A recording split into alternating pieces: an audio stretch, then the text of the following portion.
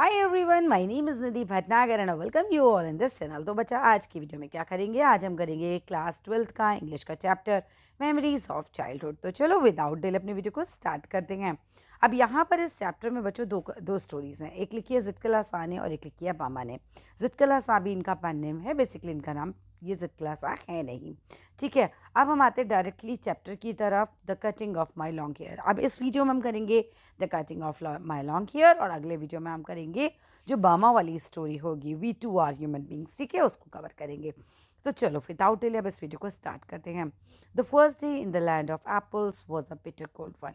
Basically कहानी ये है कि जो हमारी राइटर है ना, उनका एडमिशन होता है कि स्कूल में जहाँ ये इतना ज़्यादा डिस्क्रिमिनेशन झेलती हैं, मतलब बहुत ही ज़्यादा, इतना ज़्यादा कि आपसे बर्दाश्त ना किया जाए। इतने ख़राब इनके एक्सपीरियंसेस रहते हैं। तो वहाँ स्कूल कैसा था, एटमॉस्फेयर कैसा था, लोग कैसे थे, क्या हुआ था, वो सारा एक्सपीरियंस इन्होंने इस चैप्टर में बताया है आपको। आप बताती हैं the first day in the land of apples. Land of apples क्यों कहा? बिकॉज जिस जगह इनका स्कूल था वहाँ बहुत सारे एप्पल्स उगते थे, बहुत ठंडी जगह थी। Was a bitter cold one. मेरा पहला दिन लैंड ऑफ एप्पल्स में बहुत ज़्यादा ठंडा था। For the snow still cover the ground. अब बर्फ़ ने पूरे ग्राउंड को कवर कर रखा था। And the trees were bare. और जो पेड़ थे वो बिल्कुल बेयर थे। बेयर थे मीन्स क्योंकि इतना ठंडा मौसम था तो वहाँ पे पेड़ों पे कुछ भी नहीं उग रहा था। A large bell rang for breakfast.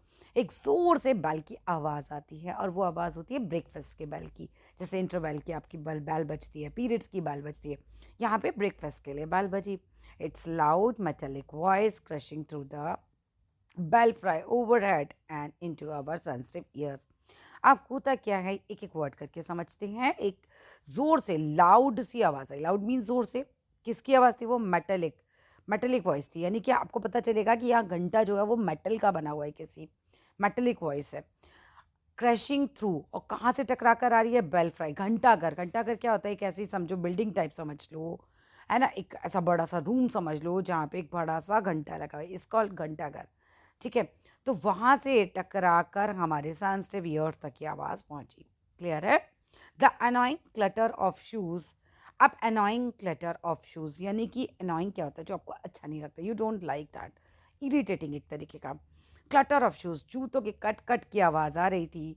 On bear floors, क्योंकि उन फ्लोर्स पे दरियाँ नहीं लगी हुई थी। तो जब दरी नहीं लगी है तो जूतों से जब आप चल रहे हो तो कट कट कट कट की आवाज़ आ रही है। Gave us no peace. और ये बताती हैं कि वहाँ के जो स्टूडेंट्स थे उन्होंने कुछ ऐसे जूते पहन रखे थे, और फ्लोर पे भी कोई दरी वगैरह कुछ थी नहीं। तो बेयर फ्लोर पे वो जो कट कट की आवाज़ आ रही थी मेरे लिए बहुत अनोइंग थी, मुझे बिल्कुल अच्छी नहीं लग रही थी। दो साउंड की बात हुई, एक तो घंटाघर वाले साउंड की बात हुई है, यहाँ पे जूतों वाले साउंड की बात हुई। ठीक है ना? The constant clash of harsh noises. और लगातार हार्श नॉइसेस आ रही थी, मतलब ऐसा शोर आ रहा था जो मुझे बिल्कुल अच्छा नहीं लग रहा था। With an undercurrent of many voices murmuring an unknown टंग।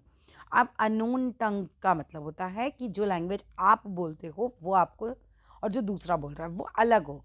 तो इनके लिए क्या हो रहा था कि बहुत सारी वॉइसेस में मर्मरिंग सुन रही थी।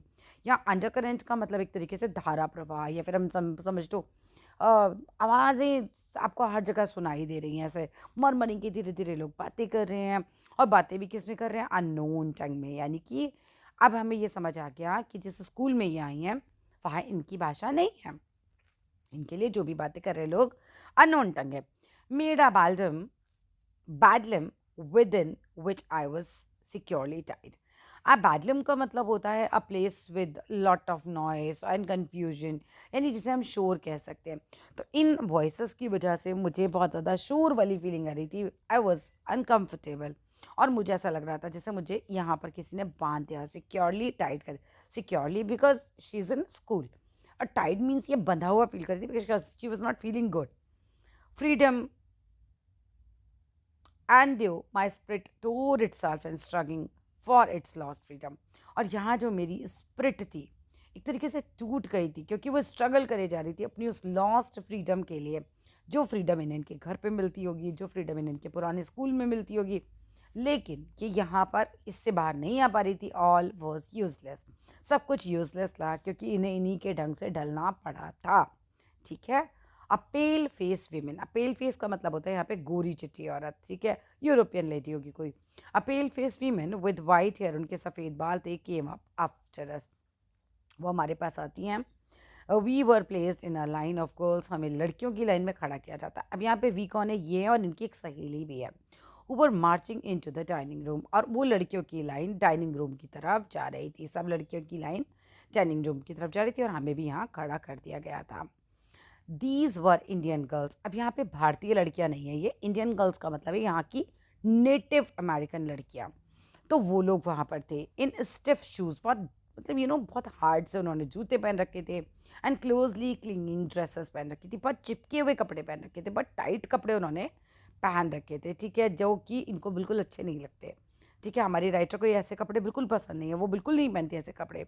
द स्मॉल गर्ल्स वोर, जो छोटी छोटी लड़कियां थी उन्होंने क्या पहन रखे थे, उन्होंने पहन रखे थे स्लीव्ड एप्रन्स, यानी कि स्लीव वाले एप्रन, एप्रन लाइक वो खाना खाने जा रही है, डाइनिंग रूम में जा रही है, तो उन्होंने एप्रन पहन रखे, स्लीव्ड एप्रन पहन रखे, और उनके बाल कैसे हैं, शिंगल्स हेयर है, यानी कि बिल्कुल कुतरे हुए बाल होते हैं ना, बहुत छोटे छोटे कटे हुए, वैसे उनके बाल हैं।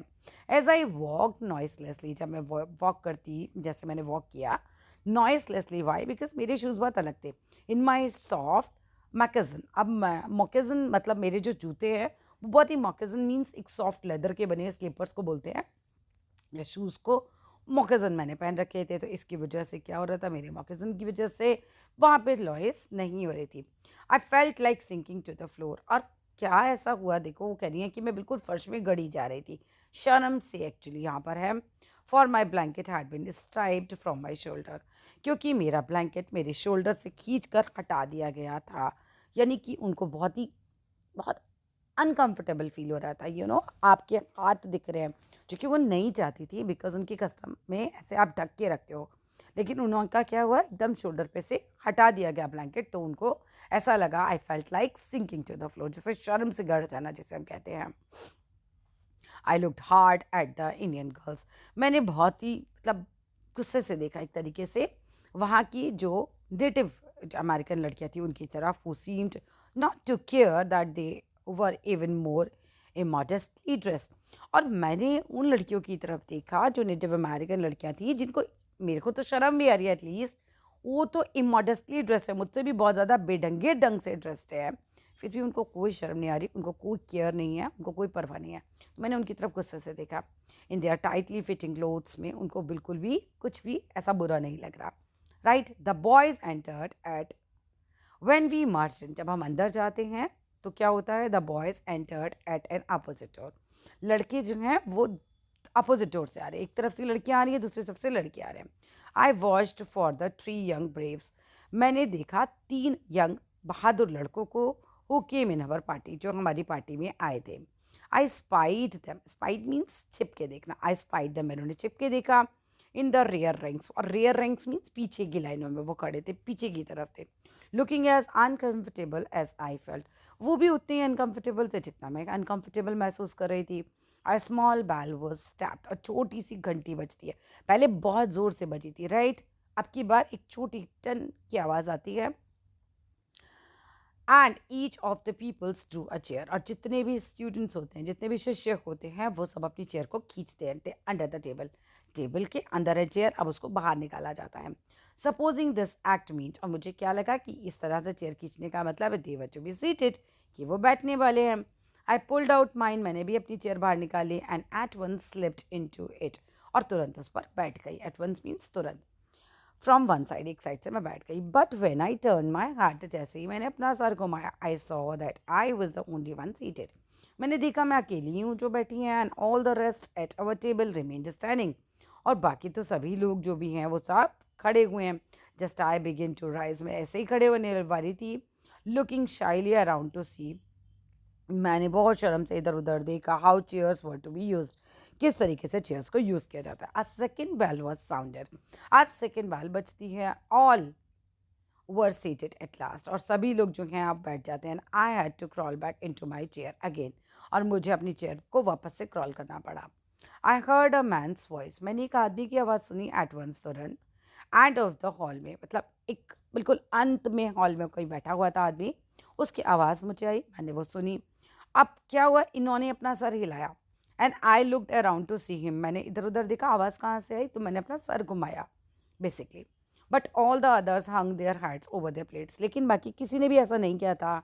सभी के सर जो है उनकी प्लेट्स पर झुके हुए थे, मतलब कि आई वॉज द ओनली जिसने आदमी को देखने के लिए अपना सर उठाया था। But all the others hung their heads, बाकी सबके हेड्स उनकी प्लेट्स पर थे। एट एज आई ग्लांस्ड, जैसे ही मैंने देखा, at the long chain of tables, मतलब सब टेबल पे सब ऐसे बैठे हुए हैं, तो मैंने सबको देखा। आई कॉट द आइज, मेरी नज़र पड़ी उस पेल फेस वाली वीमेन में, और मैंने देखा कि वो मुझे ही देख रही है। अपॉन मी मीन्स वो मुझे देख रही है। Immediately I drop to my eyes, एकदम से मैंने अपनी आंखें हटाई, पलके झुका ली basically, and wondering why I was so keenly watched by the strange women. अब मुझे नहीं समझ में आया कि ये जो औरत है, ये इतना स्ट्रेंज तरीके से वीमेन मुझे क्यों देख रही है। The man ceased his mutterings, उस आदमी ने जिसकी आवाज़ आ रही थी, जिसको मैंने देखा था, उसने अपनी मटरिंग्स, अपना बुदबुदाना है, अपनी बात कहनी रोक दी थी। एंड देन थर्ड बेल वो स्टेप्ड, अब 3 बेल बजती हैं, अब तीसरी बेल बजती है। And every one picked up his knife and fork, और हर एक व्यक्ति वहाँ क्लास का जो भी रूम में बैठा है, डाइनिंग रूम में, वो अपना नाइफ और फॉक उठाता है एंड बिगिन ईटिंग, खाना स्टार्ट कर देता है। आई बिगिन क्राइंग इंस्टेड, मैं खा नहीं पाई, मतलब मैंने तो उल्टा रोना शुरू कर दिया। फॉर बाय दिस टाइम, और इस बार I was afraid to venture anything more, अब कुछ भी और करने की मुझ में हिम्मत नहीं रही थी। अफ्रेड मीन्स डर जाना, बहुत ज़्यादा डर गई थी एनीथिंग मोर करने के लिए, कुछ भी, टू वेंचर एनीथिंग मोर, कुछ भी करने से क्यों वो डर रही थी, क्योंकि समझ नहीं आ रहा था कहीं मुझसे कोई गलती ना हो जाए। But this eating bye formula because एक बाल पे बजेगी को अंदर जाना, एक बाल बजेगी आपको चेयर खींचनी, एक बाल बजेगी आपको खाना खाना, this is what it is. Eating bye formula was not the hardest trial in the first day. अब वो ये कहती है कि ये जो ईटिंग बाय फार्मूला था, यही कोई हार्डेस्ट थिंग नहीं थी मेरे पहले दिन की, और भी कुछ हुआ। क्या होता है, late in the morning my friend Judewin gave me a terrible warning. अब शाम, लेट इन द मॉर्निंग मतलब मॉर्निंग में 11 बजे के आसपास समझ लो, थोड़ा सा लेट, मेरी फ्रेंड जो जोडेवन है वो मुझे एक टेरेबल सी, भयानक सी वार्निंग देती है। Judewin knew a few words of English, उसको कुछ शब्द इंग्लिश के आते थे, दैट मीन्स इनकी लैंग्वेज कुछ और थी, राइट। बट जोडेवन को कुछ वर्ड्स आते थे। She had overheard the pale face women, उसने सुन लिया था, ये जो गोरी चिटी औरत है, इसने कहा था talk about cutting our long heavy hair, कि वो हमारे लॉन्ग हैवी ईयर को काटने वाले हैं। Our mothers had taught us, हमारी माओ ने हमें सिखाया था, ओनली अनस्किल्ड वॉरियर्स, ऐसे योद्धा जिनमें कोई स्किल नहीं होती, हु वर कैप्चर्ड, जिनको पकड़ लिया जाता है, had their you know hair shingled by the enemies, तो उनके जो दुश्मन हैं वो उनके बाल काट देते हैं जब उन्हें पकड़ लेते हैं।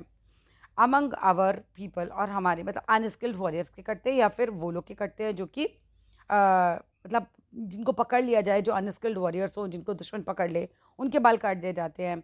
Short hair was worn by mourners, वो कहते हैं अमंग आवर पीपल, हम लोगों के बीच में, जहाँ हमारी जाति है या हमारे लोग रहते हैं वहाँ पे तो या तो अनस्किल्ड वॉरियर्स के बाल करते हैं, फिर मॉर्नर्स के बाल करते हैं। मॉर्नर्स कौन होता है, जो जैसे किसी के मरने पर जो लोग विलाप करने आते हैं, वो लोग दुख में बाल कटा लेते हैं। शिंगल्ड हियर बाय कावर्डाइज, और कायर लोगों के बाल काटे जाते हैं।